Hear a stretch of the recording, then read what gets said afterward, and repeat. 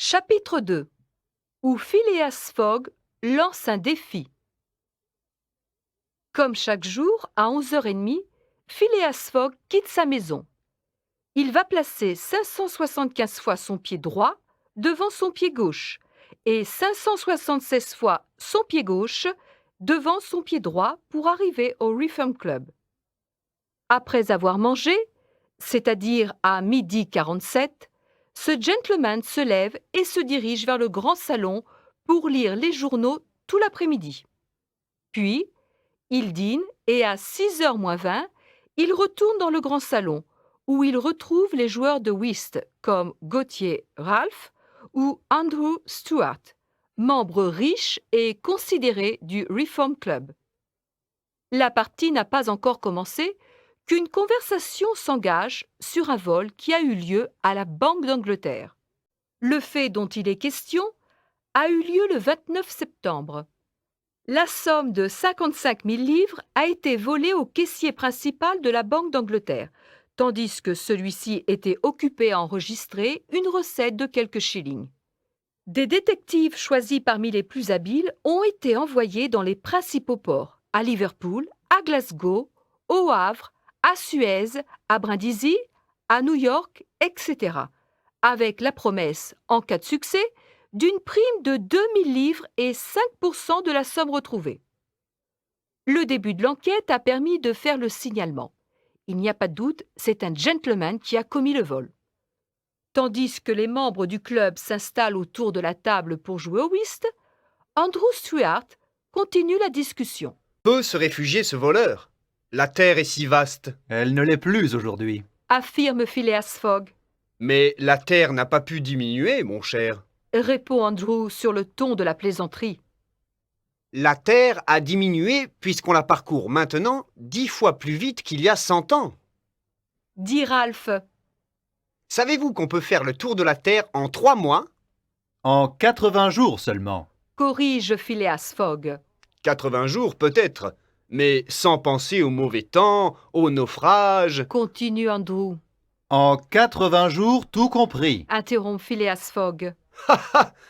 Je parie 4000 livres qu'un tel voyage est impossible. Très possible. Ajoute Phileas Fogg. Faites-le alors.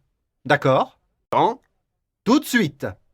Je suis prêt à parier 20 000 livres que je fais le tour du monde en 80 jours, soit 1920 heures ou 115 200 minutes. Vous acceptez ce pari?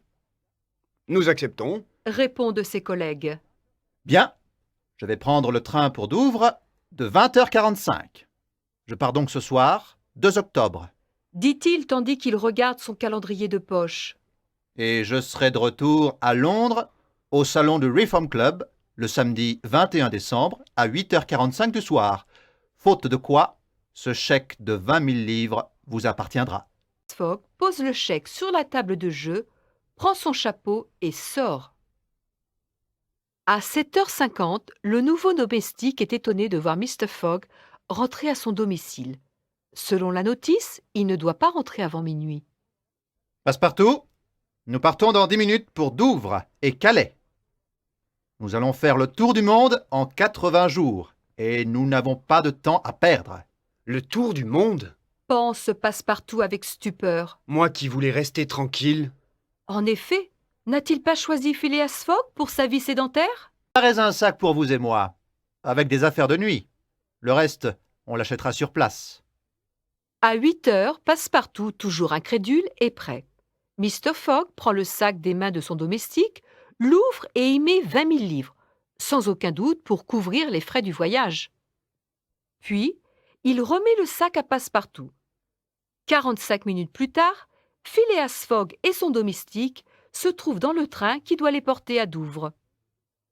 La nouvelle du départ de Phileas Fogg et l'idée de faire le tour du monde en 80 jours se propagent dans Londres.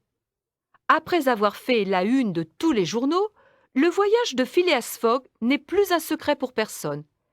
Certains pensent qu'il est fou, d'autres qu'il est génial. Cependant, 7 jours après le départ de Phileas Fogg et Passepartout, un incident vient mettre fin aux questions que soulève cette personnalité de première page. On apprend qu'un certain Fix détective, a identifié le voleur de la Banque d'Angleterre. Et tous ses soupçons se portent sur Phileas Fogg, cet honorable gentleman du Reform Club.